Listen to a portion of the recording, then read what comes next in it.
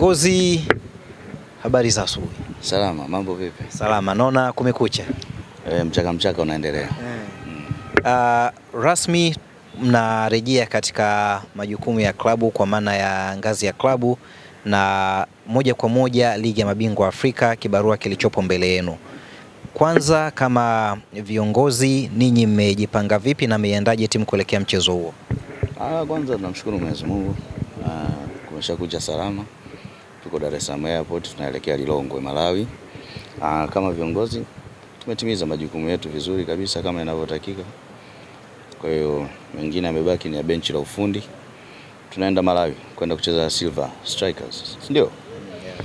Mechi ya ligi ya mabingwa barani Afrika haiwezi kuwa mechi rahisi, itakuwa mechi ngumu. Lakini tuna timu nzuri ambao na uhakika inaweza kufanya jambo hata ugenini kama tulivyofanya Angola na tukarudi tuko kwenye mazingira mazuri zaidi.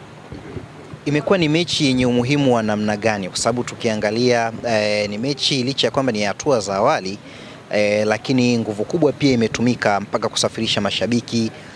Gari zaidi ya 10 zimeondoka kutoka Dar es Salaam, mkoa wa Mbeya tu kuna gari zaidi ya 15 zimeondoka kuelekea Malawi. Kwani ninyi ni mchezo mnaochukulia vipi? Tunachukulia mchezo kwa uzito mkubwa kwa sababu ni ligi ya mabingwa barani Afrika na wale ni mabingwa nadhani kwao kama ilivyo sisi kwetu. Kwa hiyo tunachukulia kwa uzito mkubwa. Watu wa Yanga kusafiri na timu kuifuata timu yao inapocheza ni jambo la kawaida.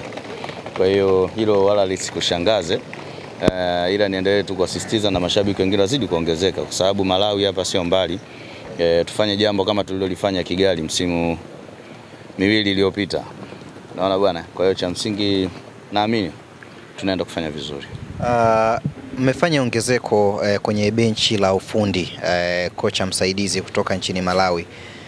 Kwenu ninyi mnahisi hii inaweza ikawa ina msaada zaidi kwenye timu kuelekea mchezo unaofuata na michezo mingine? Ni mwalimu mkubwa, mwalimu wa CV nzuri kabisa. Vile vile wajua mwalimu wetu msaidizi Manu amepata shida kidogo ya kiafya. Kwa hiyo timu haiwezi kuwa bila msaidizi. Kwa ndio maana tumempoint yeye ambaye tunamuona kabisa ukiangalia CV yake amefanya kazi kwenye vilabu vikubwa. Kwa hiyo naamini kuna sehemu ataonyesha mchango wake, naamini kuna sehemu atatuweka. Mashabiki wanaobaki kuwatazama Yanga kwenye televisheni na wengine wote ulimwenguni kote wategemee nini sasa kutoka kwa Yanga hii kwa namna ambavyo viongozi mmejipanga na kwa namna timu ilivyo? Timu yao ni ile ile. Timu yao ni ile ile.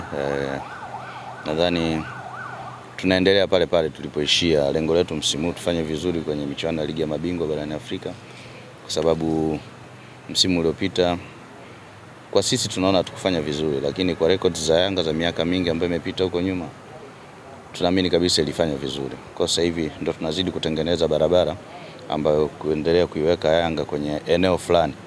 Yaani iwe kila msimu sasa tuwe tuna uhakika kucheza hatua ya makundi na kwenda mbele. Na malengo yenu msimu huu kwenye ligi ya mabingwa Afrika? Cha kwanza makundi, kwanza tuvuke hapa tuingie makundi. Hatua zitakazofuata jinsi vile mtakavyokuwa mna qualify ndivyo ambavyo mtakavyokuwa mnazidi kuongeza nguvu. Kila la heri. Asante sana.